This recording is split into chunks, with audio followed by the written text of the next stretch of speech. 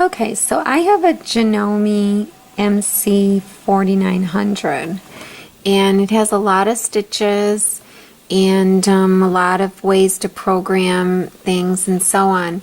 Now the blanket stitch that we want to do is in the wrong direction. So here it is here. It's number 70 right there. But we want the straight line to be on the left side and the jump over to be going to the right. So we have to mirror image this stitch.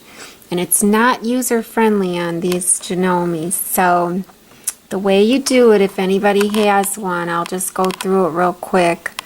I don't know if the new ones are more user friendly. This machine's about 10 years old. So, anyways, so it's in mode 2. You can see up there that that stitch is in mode 2. So you go over here. It's in mode 1 now. You go to mode 2 and you choose, it was stitch 70. So you go down here, 70, and you can see the stitch that's showing is going in the wrong direction because we want our stitches, we want our straight line to be on the left and the jump to be on the right. We want it to jump onto this. So what you do, the first thing you do, and believe me, this took me forever to figure this out. I had to write it down and I still have to look at it.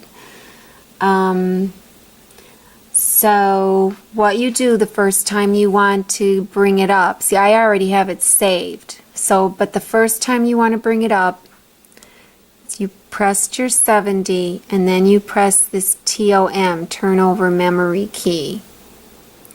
So you press that and then you'll see on the screen it's showing it. It doesn't even show it in a vertical position anymore. I mean, they really make it hard for you. But this position is the mirror image of the original. When it's facing up like that, it's the mirror. And you can see this is blinking because it thinks that I want to add other designs and so on, because you know you can make a pattern if you want. Well, I don't want to do that. I just want this stitch the whole way through. So I want this blinking light to go underneath here. So I come over here, the backspace button, the edit button, let me zoom out. We'll take this cursor back. Okay, so now it's under there. So, but now I want to make sure, because I already played with this stitch and I know how I want the stitch length and I know how much I want it to jump over. Right now, if I hit the stitch width is how far, how long the stitch is when it jumps over. That's your stitch width. The default is 2.0. That's too small. So you can take, and it goes off the screen real quick, but you can hit stitch width and you can take it all the way up to as big as the swing is on your machine, you know, the width of your presser foot. 7.0 is too big. So I played with it, you know, a while ago, and I like 3.0 for it to swing over. Now the stitch length, the default is 1.5. That's way too small. So, but here's the thing, if I try to make it bigger, like 3.0, like how we like our top stitching to be longer, you can't. On my machine, the highest I can go is 2.5, which is fine. It looks really good. So those are my settings. And so at this point I can just start stitching and it'll work just fine. But if you wanted to save this so that you don't have to do it again, this is how you save it on my machine. Okay.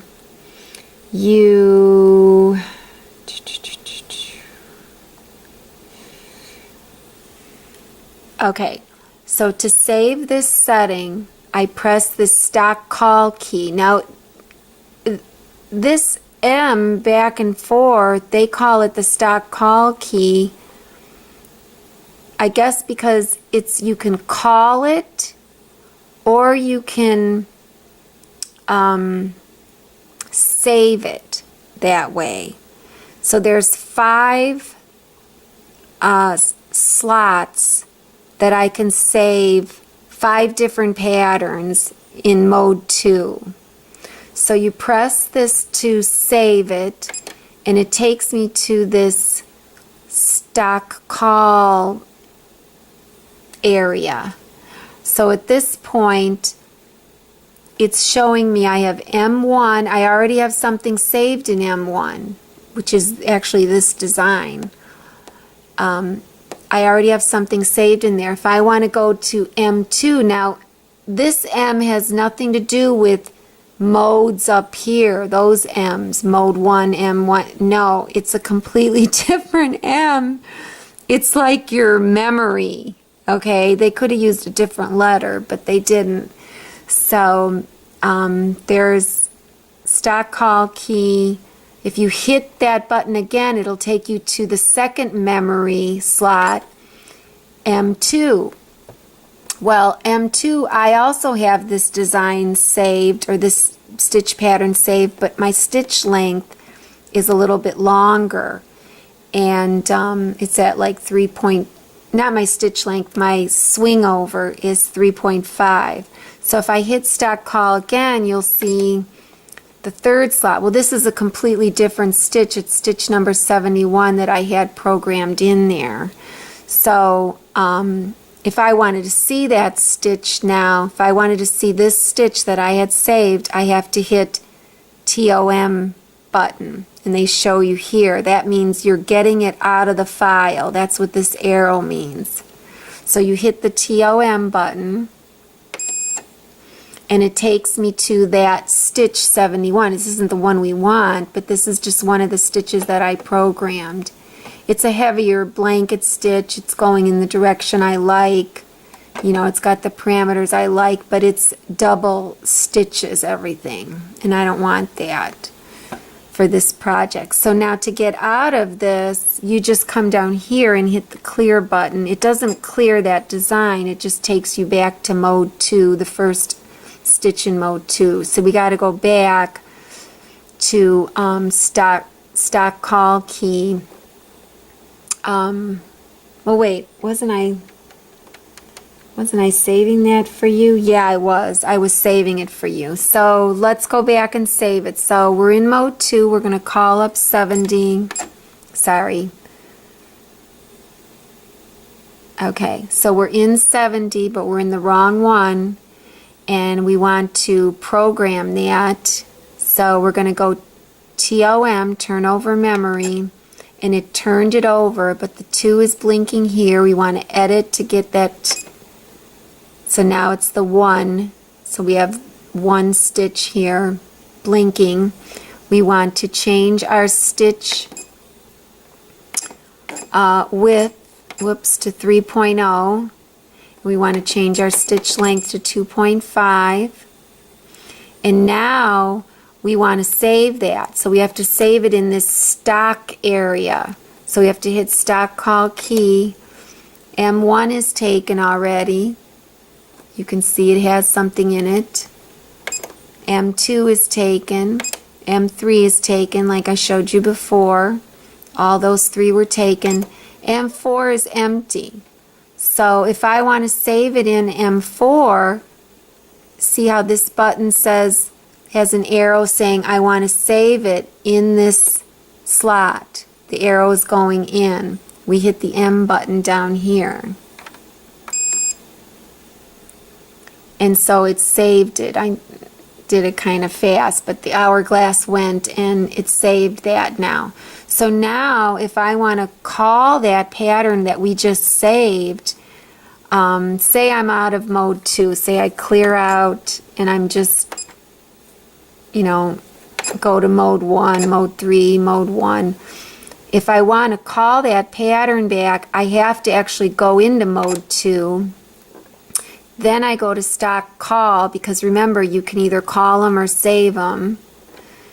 and I press that button. Now, I saved it in M4, so you have to keep hitting the stop call button to get to M4, M2, M3, M4.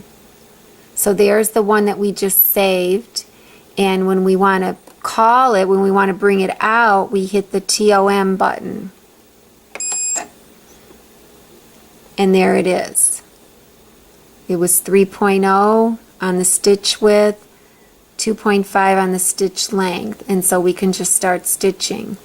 Now, I have this design saved twice now in here, but that's okay.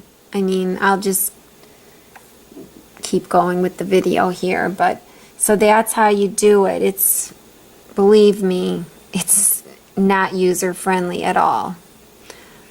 Okay, so let's get to stitching this design. See, there's no pressure on the batting, and my fingers, as they're sliding, they're not hitting the needles. This is a much better system.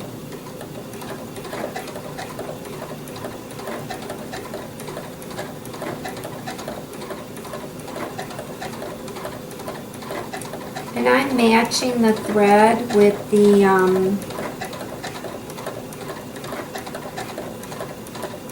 fabric, so I'm just using off-white thread. I just think it looks better.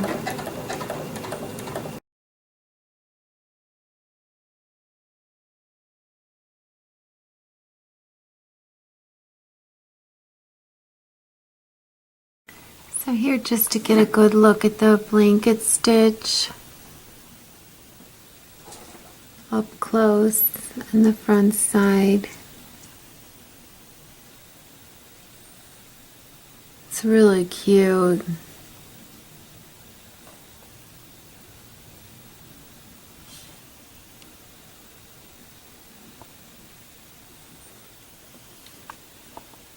Whoop.